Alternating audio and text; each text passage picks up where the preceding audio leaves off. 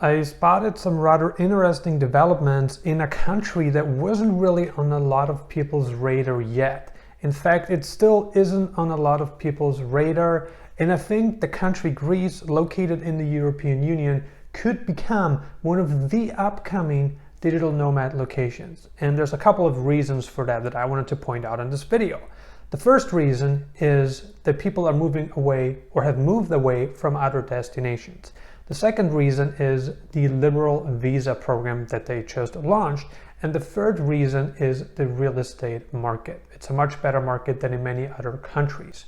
Let's get started talking about why people are moving away from certain destinations, because that is the natural consequence, right? Why people are not choosing places like Greece, which they would have never considered before because there have been better options in the past. But with doors closing, with opportunities closing, I think more and more people have no other choice but to look for alternatives. And Greece is such an alternative, in my humble opinion. If we take into account every single thing that happened in Southeast Asia over the last 2 years, well, maybe 2.5 years, since the beginning of the pandemic, a lot of things changed. The region just isn't the same anymore. It just isn't. And anybody who tells you that it is lying to you. There is probably an exception, and that exception is maybe Thailand, a country that retained a lot of its appeal, even though it took some time to recover that, but it has been, retained in most of its form, which is very positive. But taking a look at other places like Bali, Indonesia, a place that is still uncertain, that's still kind of messed up, not very strategic in terms of how the government handled the whole reopening phase. It's been very confusing. Things have changed almost on a weekly basis for a long time, and that created a lot of uncertainty, and people just aren't inclined or not as inclined to go there anymore. And that's just one aspect. It's just one place. Vietnam, for instance, very similar. They reopened, but how did they reopen? Well, you can only go there for 30 days, and you can't really extend your tourist visa. Neither can you get a 3-month multi-entry visa like you could before. So that door also closed. And then what's left? The Philippines, you can only go there if you are vaccinated. The visa policy stays the same, still the same conditions, so that's good. Malaysia, also shaky, right? Cambodia, maybe an option. But then we also have other places, where the real estate market has gone sour. Places like Spain, Portugal. Portugal was the most popular digital nomad location in Europe for a long time, right? But that also changed because so many people moved there, and it really accelerated the rise in real estate prices. Not a good thing that happened there. So a lot of people are now looking to move away from, places like Lisbon and Porto, because the cost of living has gone up so much, and not just because so many people moved there, also because of inflation, right? A lot of people are now looking to move away from those cities, and especially from Portugal, because they want to find a place that's more affordable. And you don't want to swim with the mass, right? With that being said, Greece is a lot more attractive right now. It isn't really a digital nomad hotspot yet, but that's what it's been with so many places until they finally got more recognition, until they finally went mainstream. Right now, if you take a look at Greece, how many people do you know that have lived in Greece for a long time? I don't know too many. I know a lot of people that have lived in Portugal, that have lived in Southeast Asia, in Argentina, in Mexico, right? And now people are just looking for different options. And I think that Greece is gonna be one of those options in the next coming years. Let's talk about the rather interesting and reasonable real estate situation in Greece. I've been to Spain just last month, and I realized how difficult it was to find a decent long-term rental for a number of reasons. First of all, unless you have verifiable income from a Spanish source, you're probably gonna be rejected by a lot of landlords and real estate agents. Why? Simply because they want to make sure that they have somebody who can pay, and verifying income from abroad is a lot more difficult than verifying income from a local source. The same language, you don't need to translate. That's a problem right now in Spain.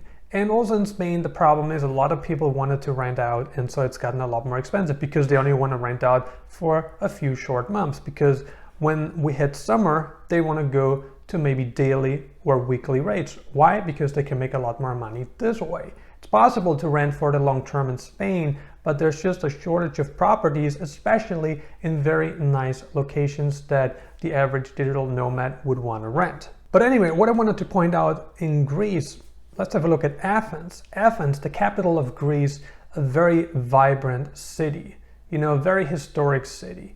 A lot of culture, a lot of history, great European architecture, just a cultural paradise if that's what you're after. You can have all of this in Athens, Greece. And I took a look at a lot of apartments over the past days, made some phone calls because I wanted to get the information for you so you can make the right decision. From what I have found here, it's pretty cool.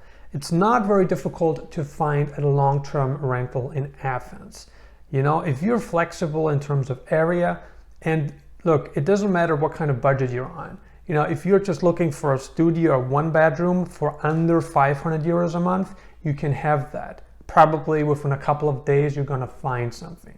If you are more picky in terms of furnishings, if you want like something that's very modern, if you want something that's really nice, really fancy, and you want it for a decent price, maybe you need a couple apartments before you can find something that's within your range, within your budget. But if you're more flexible, right? Or if you just want to get an unfurnished apartment, you can have it like this. It's really not that difficult. And staying for the long term, if you stay for 12 months, it's advisable, to, potentially get an unfurnished apartment because you can save a lot of money. Because, the rent's gonna be probably 30% less, and you could use that money to buy your own furniture, especially knowing that you would stay in the country for years to come. So in case you want to move to another apartment, let's say after your rent expired, you can do so and take all the furniture with you. So it would be a very sensible decision if you ask me. But if you want to get like a 2 or 3 bedroom apartment that's fully furnished, that would cost you 600 euros or more per month.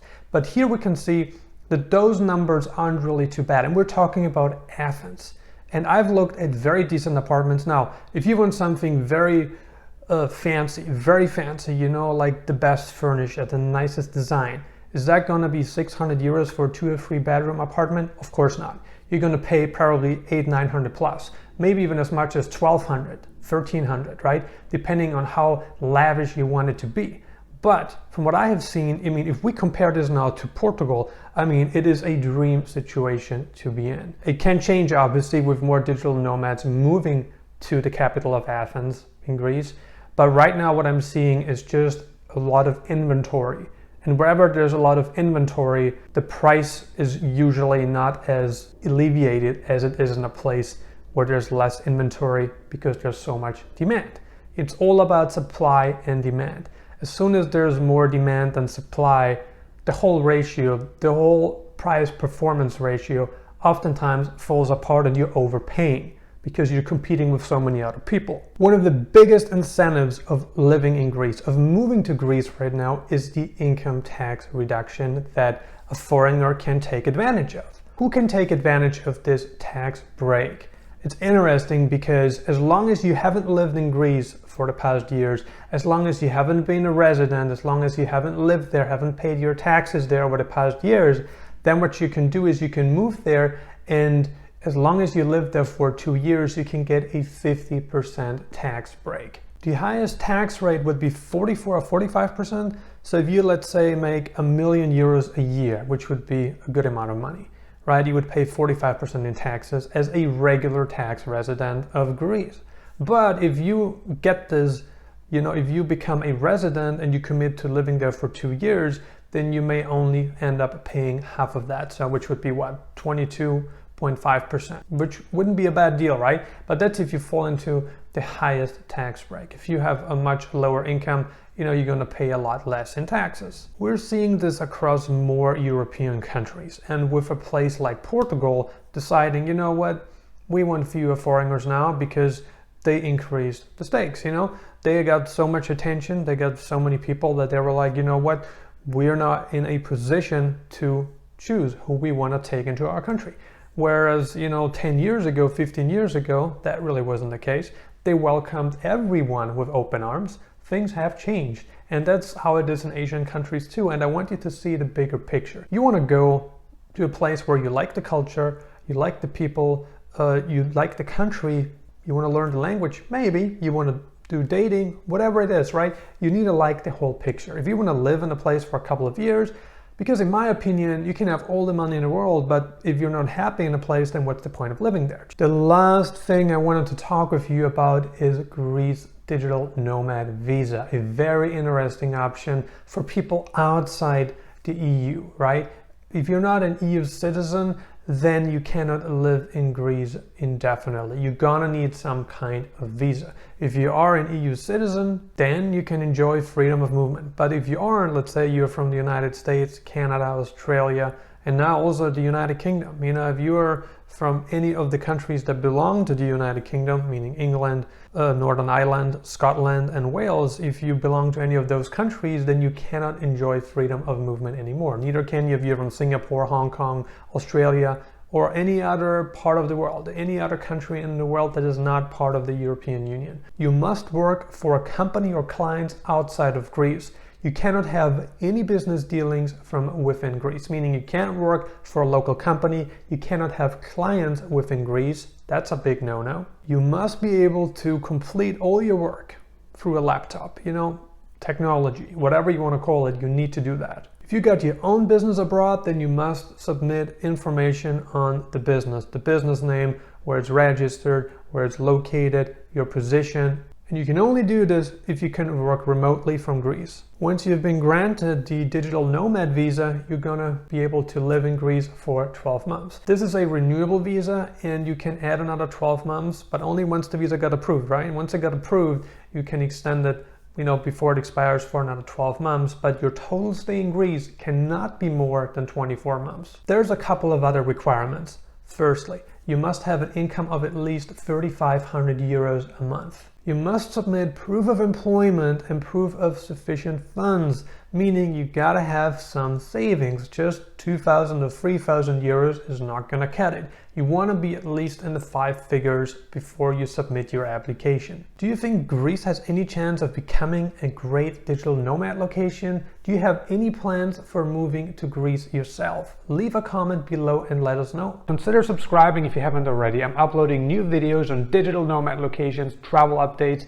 visas, crypto advice, and business advice several times a week right now. I highly recommend that you grab a free copy of my ebook Nomad Elite, the Insider's Guide to Retaining a Life of Freedom. All you need to do is click on the link below the video. And if you got some more time left, check out these videos. Thank you for watching.